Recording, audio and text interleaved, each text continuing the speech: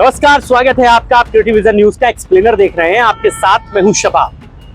आज बात उत्तर प्रदेश में दल बदलू नेताओं की, और इन दल बदलू नेताओं ने कैसे उत्तर प्रदेश के सियासी समर को बदला है, बात इसकी। साल 2022 के बाद से, या मैं कहूं 2022 के चुनाव से पहले, जिस तेजी के साथ में एक पार्टी छोड़कर दूसरी पार्टी में जाने वाले नेताओं की जो फहरिस्त थी, वो बहुत तेजी से बदली और बहुत तेजी से बढ़ी थी। खास तौर से जो सबसे कमजोर पार्टी थी, उसके अपने जो दिग्गज नेता थे, जो बड़े नेता थे, उन्होंने पार्टी छोड़ने में समय बिल्कुल नहीं लगाया और उन्हें जैसे जहां मौका मिला उन्होंने वहां पर अपने ठीहे को जमाया, अपनी घर वापसी की। कई नेताओं ने नए घर की तलाश की। एक आंकड़ा है 2022 के विधानसभा चुनावों से पहले का। उत्तर प्रदेश में सियासी समर था और सियासी समर में चूंकि भारतीय जनता पार्टी सत्ता में है और उससे मुख्य तौर पर लड़ने वाली पार्टी समाजवादी पार्टी है, तो जो सबसे कमजोर पार्टियों की श्रेणी में है वो बहुजन समाज पार्टी है और कांग्रेस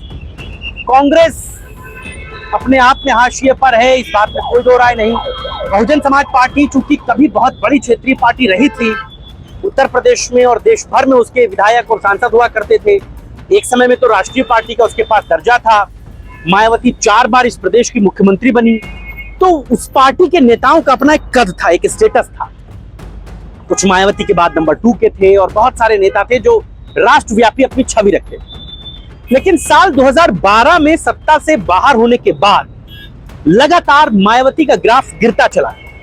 वो मायावती जो देश भर में कभी 30% से ज्यादा दलितों के वोटों पर अकेले एकाधिकार रखती थी, वो धीरे धीरे 9% से भी कम पर आकर शिफ्ट हुई। मतलब उत्तर प्रदेश में ही नहीं बल्कि देश भर के दलितों ने धीरे धीरे मायावती का साथ छोड़ दिया। कुछ समाजवादी पार्टी के साथ आ गए उत्तर प्रदेश में, कुछ देश भर में कांग्रेस और भारतीय जनता पार्टी के साथ आ गए, फिर दूसरी जो रीजनल पार्टियां दूसरे राज्यों में थी कुछ वहां पर शिफ्ट हो गए, महाराष्ट्र में, कर्नाटका में, तमाम जगहों पर।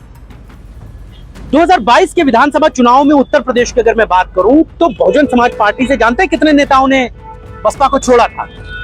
सोचिए, दिमाग लगाइए, आप कितने नेताओं को गिन सकते हैं? आप कहेंगे 2-4 नाम आप गिना सकते हैं, 10 लोग बता पाएंगे आप? 75 जी। 2022 के विधानसभा चुनावों से पहले बहुजन समाज पार्टी से 75 नेताओं ने पार्टी को छोड़ा था। कुछ ने छोड़ा था, कुछ पहले से पार्टी से बाहर, और उनमें से लगभग आधे से ज्यादा 75% लोगों ने समाजवादी पार्टी ज्वाइन की। बहुत सारे ऐसे नाम हैं, आज उन्हीं नामों का जिक्र हम करने जा रहे हैं कि कैसे बहुजन समाज पार्टी से बाहर हुए नेता समाजवादी पार्टी में सपा के कुंबे को मजबूत कर रहे हैं और कैसे अखिलेश यादव की ये तरकीब, अखिलेश यादव की ये टैक्टिक्स काम कर रहे हैं। और इन नेताओं ने क्या सोचकर समाजवादी पार्टी को ज्वाइन किया, जबकि 22 में भी भाजपा की मजबूत लहर थी।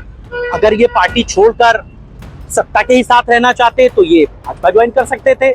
बावजूद इसके इन्होंने सपा को क्यों ज्वाइन किया, इस भी बातों का जिक्र करेंगे। तो आज हम आपको 5-7 ऐसे नाम बताने जा रहे हैं, आधा दर्जन नाम ऐसे जो कभी मायावती में बहुत मजबूत कैडर के और मजबूत संगठन के और पार्टी के नेता हुआ करते थे, कैबिनेट मिनिस्टर्स हुआ करते थे, और उन्होंने एक एक करके मायावती का साथ छोड़ा। उनमें सबसे पहला नाम जो है वो है इंद्रजीत सरोज का। इंद्रजीत सरोज बहुजन समाज पार्टी में बहुत मजबूत नेता थे और इन्होंने बसपा के लिए संगठन से भी बहुत काम किया। इन्होंने बहन जी के लिए बड़ा पसीना बहाया। पारसी समाज से आते हैं और इनकी बिरादरी में इनकी एक बड़ी पकड़ थी। इन्होंने 2022 के आसपास समाजवादी पार्टी का साथ थामा। समाजवादी पार्टी ने इन्हें जौनपुर से चुनाव लड़ाया और ये माफ कीजिएगा मंझनपुर से इनको चुनाव लड़ाया और ये मंझनपुर से विधायक बने। ये अपने आप में बड़ी खास बात थी। इंद्रजीत सरोज बहुत दलितों के बहुत बड़े नेता थे और अखिलेश यादव के पीडीए का जो पी है, यानी कि पिछड़े जो हैं और जो दलित है, उनमें इंद्रजीत सरोज की एक बड़ी पकड़ है। अभी जो मिल्कीपुर का उपचुनाव हुआ था उसमें भी इंद्रजीत सरोज बहुत मेहनत करते नजर आए थे, चूंकि वो रिजर्व सीट थी, वहां पर उन्होंने खूब पसीना बहाया। मायावती के बड़े करीबी भी थे। दूसरा नाम है इसमें रामअचल राजभर का। रामअचल राजभर मायावती के बहुत करीबी आदमी, बहुत करीब। मतलब एक वक्त तो कहा जाता था कि मायावती के कागजों पर दस्तखत जो होते हैं उसमें रामाचल राजभर की बड़ी हाँ शामिल होती, बहन जी उनसे राय लेती, तब सरकार में काम आ गई। रामाचल राजभर भी नहीं बनी उनकी, अकबरपुर से वो समाजवादी पार्टी ने उन्हें टिकट दिया, वो चुनाव लड़े, चुनाव जीत गए 22 का, विधायक हैं अभी इस समय। लेकिन दलितों के वो बड़े नेता हैं और मायावती का साथ उनका नहीं चला, वो समाजवादी पार्टी की साइकिल को चला। इसके बाद तीसरा नाम आता है लालजी वर्मा। लालजी वर्मा तो इकोनॉमी फिनांस मिनिस्टर थे बसपा की सरकार, बहुत करीबी थे मायावती, बहुत करीब। और एक वक्त में जो पूरब की बेल्ट है, अकबरपुर, गोंडा और उस तरफ अयोध्या के उस पार की जो सीटें हैं, वहां पर लालजी वर्मा का बड़ा रसूख था, भाई पूती बोलती थी। लेकिन लालजी वर्मा की बात नहीं बनी मायावती से, धीरे धीरे अलग हुए, समाजवादी पार्टी के साथ आए। अखिलेश यादव ने उन्हें कटहरी का टिकट दिया, 22 में विधायक बन गए वो। फिर उसके बाद जब वहाँ का अंबेडकर नगर का लोकसभा का चुनाव हुआ तो इनको 24 में लोकसभा का टिकट दे दिया अखिलेश यादव, ये विधायक से सांसद बन गए, बड़ा जलवा हो गया।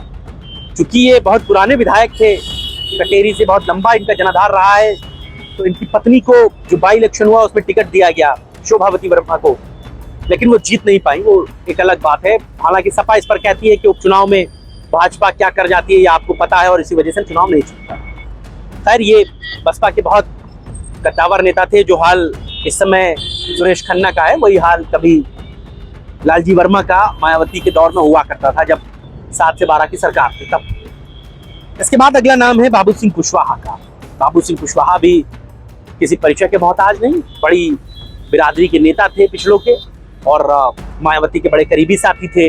बाबू सिंह कुशवाहा का भी दिल वहां नहीं लगा और बहुत, मुझे लगता है, कैडर के बहुत मंझे हुए नेता थे। उनको पार्टी को चलाना आता था, सरकार को चलाना आता था। बाबू सिंह कुशवाहा का भी एक अपना खत था।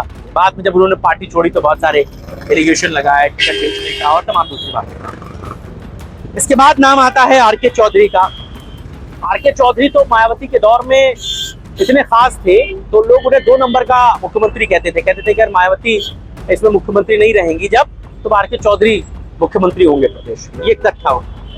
आर.के. चौधरी ने भी तमाम दिक्कतों के बाद, दिल की खटास के बाद पार्टी को छोड़ा और फिर सपा को ज्वाइन किया। सपा ने उन्हें 24 का चुनाव लड़ाया, लखनऊ से सटी मोहनलालगंज सीट से। यहाँ पर चूंकि रिजर्व सीट थी, यहाँ से भारतीय जनता पार्टी के सांसद हुआ करते थे कौशल किशोर, उनको उन्होंने हराया। आर.के. चौधरी वहां से सांसद बन गए। इसके बाद अभी 2-3 दिन पहले चित्रकूट की एक जगह है मानिकपुर, मानिकपुर से बसपा के 3 बार के विधायक रहे दद्दू प्रसाद ने जो है वो सपा को ज्वाइन किया। और दद्दू प्रसाद मानिकपुर से बड़े पुराने नेता हैं। हालांकि 2015 में मायावती ने उन्हें निकाल दिया था पार्टी से, उन पर पार्टी विरोधी गतिविधियों का आरोप लगा था। उन पर कई आरोप मुलायम सिंह जब मुख्यमंत्री थे तब भी लगे थे।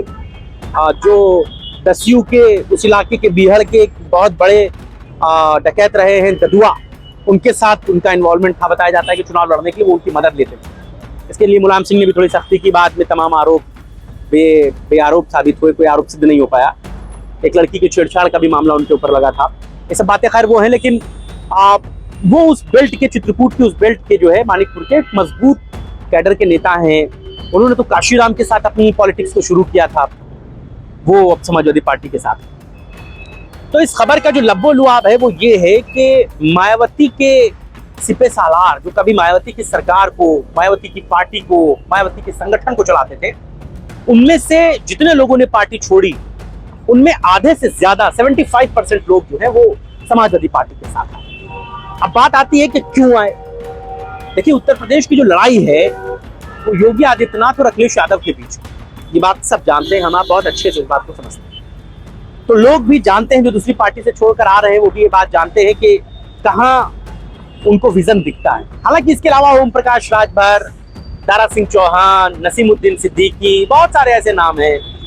ओम प्रकाश राजभर पहले भाजपा के साथ गए, अपनी पार्टी बना के, फिर सपा में आए, फिर भाजपा में चले गए। उनका तो कोई पॉलिटिकली स्टैंड भी नहीं है। लोग उन्हें बरसाती चुनावी मेंढक कहते हैं जिधर उनको दिखेगा बारिश होने लगेगी वो उधर चले जाएंगे। उत्तर प्रदेश में रामविलास पासवान है, जो रामविलास पासवान बिहार में जिनके बारे में कहा जाता था कि जिसकी सरकार बननी होती है वो उसके साथ चले जाते। यही हाल तमाम दूसरे नेताओं का भी है जो पार्टी छोड़कर इधर से इधर हुए। उनका पॉलिटिकली ईमान धर्म कुछ नहीं रहा। खैर, राजनेताओं का अपना व्यक्तिगत लाभ जहां होता है वो वहां पर अपनी जड़ों को, अपनी खूंटों को गाड़। तो आज कहने का मकसद ये था कि मायावती की पार्टी से निकले हुए लोग, बसपा से निकले हुए लोग किस तरह सपा को मजबूत कर रहे हैं और किस तरह 27 की लड़ाई में अखिलेश यादव के हाथ मजबूत कर रहे हैं। ये हम आपको बता रहे थे कैसे करीबन 1 दर्जन से ज्यादा नेता हैं, बड़े नेता जिन्होंने समाजवादी पार्टी का दामन थामा। इस बीच में एक और राज्य मंत्री लड्डू प्रसाद के साथ पार्टी ज्वाइन किए थे, उनका नाम था सलाउद्दीन मुहसन। वो भी बसपा में राज्य मंत्री थे और उनको भी समाजवादी पार्टी में अपना राजनीतिक भविष्य दिखा, उन्होंने भी पार्टी को ज्वाइन किया। तो 27 के चुनावों की लड़ाई जो है वो बड़ी दिलचस्प है और अखिलेश यादव पार्टी छोड़कर, दूसरी पार्टियों को छोड़कर आने वाले नेताओं को अपनी पार्टी में शामिल कर रहे हैं, लेकिन टिकट का वादा किसी से नहीं है। ये भी आपको बात है। जितने नेता आ रहे हैं या आने वाले हैं, चाहे वो लड्डू प्रसाद हो, चाहे वो बाबू सिंह कुशवाहा के बाद तमाम जो लोग ज्वाइन किए, उनसे अखिलेश यादव टिकट का कोई कमिटमेंट नहीं कर रहे हैं, क्योंकि वो ये जान रहे हैं कि अगर टिकट बाहर के आए हुए लोगों को देने लगेंगे तो फिर लोकल बॉडी में बड़ा विरोध हो जाता है। और सपा में जो विरोध होता है वो फिर किस चरम का होता है, ये आपको पता है। 17 की लड़ाई आपने देखी, चाचा भतीजे की जो लड़ाई हुई थी उसमें विरोध दोनों तरफ का था और जलगार थी। नतीजा क्या हुआ? सब कुछ खत्म हो गया, सरकार मिट गई और बहुत सारे नुकसान हुए सपा को। बाद में चीजें पैचअप हुई लेकिन मजा नहीं आया, वो जो खो गया वो खो गया। तो इसीलिए अखिलेश यादव बाहर से आने वाले लोगों पर भरोसा तो कर रहे हैं लेकिन टिकट का कोई वादा नहीं कर रहे हैं। अब ये 27 की लड़ाई में पता चलेगा कि कैसे इन लोगों को पार्टी में एडजस्ट किया जाता है और कैसे अखिलेश यादव इन चीजों को देखते हैं। आप इन बारे में क्या सोचते हैं? बाहर से जो नेता पार्टियों में ज्वाइन करते हैं और उसके बाद बड़े पदों पर जाने की कोशिशों में रहते हैं और पार्टी के बड़े नेता उनको ज्यादा तवज्जो देते हैं, इस पर आपकी क्या राय है? और बसपा से जो लोग आ रहे हैं सपा में, वो सपा के लिए कितना फायदे का सौदा साबित होंगे? इस पर आप क्या रखते हैं इस राय? ये हमको जरूर बताइएगा। आज की चर्चा में बस इतना। नमस्कार।